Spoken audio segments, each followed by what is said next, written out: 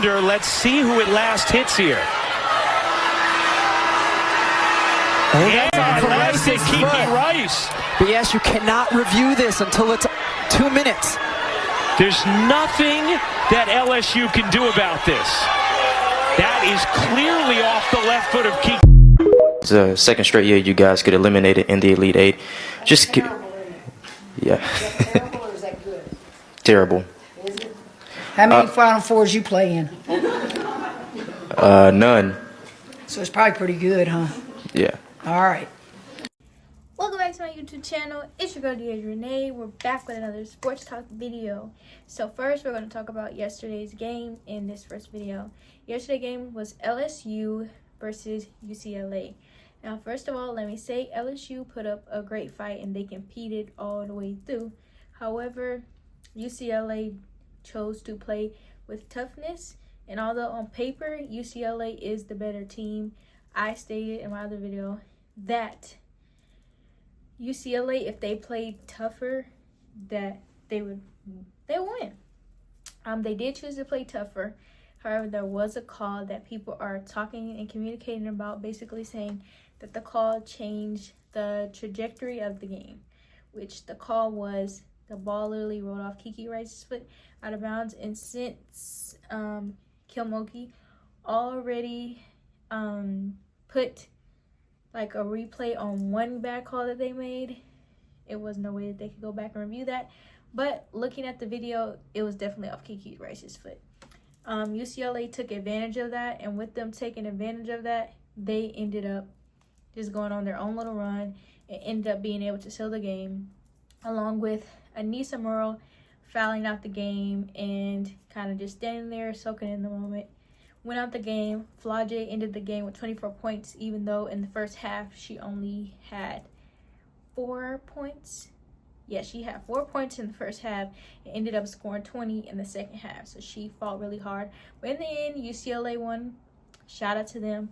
I feel like UCLA most definitely competed all the way through. LSU did not take advantage of when they were able to get Lauren Betts into foul trouble. They did not take advantage of that. They took bad shots. Caitlin took some bad shots that was questionable for me. Like, sis, what are you doing? What's going on? I feel like they did not capitalize off that, as I feel like they should have capitalized off that, in my opinion. But all in all, UCLA won the game. It is what it is. Now, after that, the press conference happened. It's some backlash. Kilmoki is getting for a statement she made to a reporter. She talked about, the reporter asked a question about her being eliminated.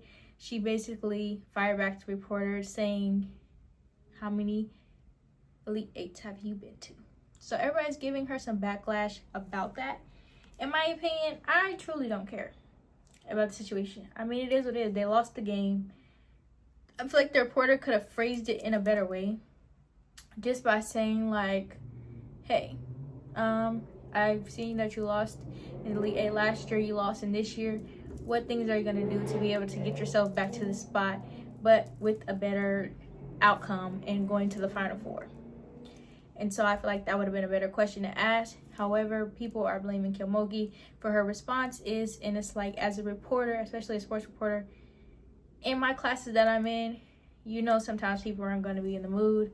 You know, people are going to be upset because people don't like to lose. And it's like, as a reporter, that's his job to still go no matter what. As a reporter, regardless of how somebody's reacting, still get your answers that you need to get your answers to and move forward.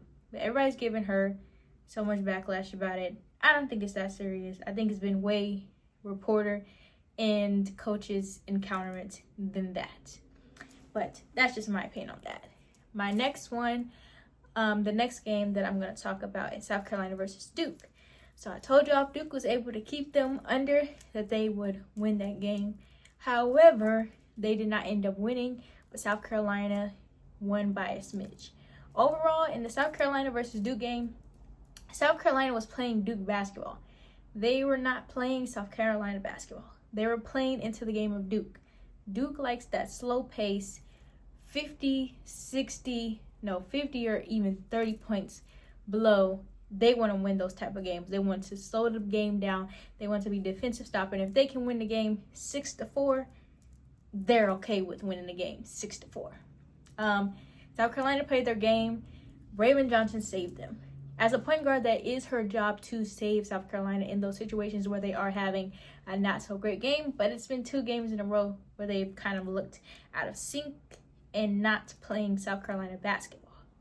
Now, hopefully in this next game, they will adjust and do that, because it's going to be the Final Four, and them making all those bad choices in selection, I don't think they're going to be able to keep slithering by just by a smidgen.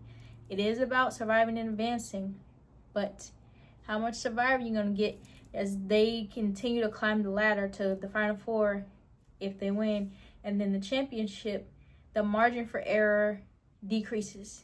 The margin for error is going to continue to decrease into that championship game. So I feel like they need to do what they need to do in order for everybody to be on one accord. And that's it. But overall, South Carolina won. Shouts out to them. And yeah, continue to tune into my videos. Like, comment, and subscribe. We did make it to 500 subscribers. So shout out to y'all for subscribing to my channel. I'll continue to be posting more March Madness. This is the 31st day of March Madness, and I have posted 31 videos at this point. Actually more, because I've been double posting in March. So I feel like I've been grinding it out. But shouts out to y'all for engaging with my content, and like, comment, and subscribing to my YouTube channel. We made to 500 subscribers, and I'm excited. I don't know what I should do, but like, I should do something, but figure that out later. But continue to tune in my videos, and I'll continue to be posting.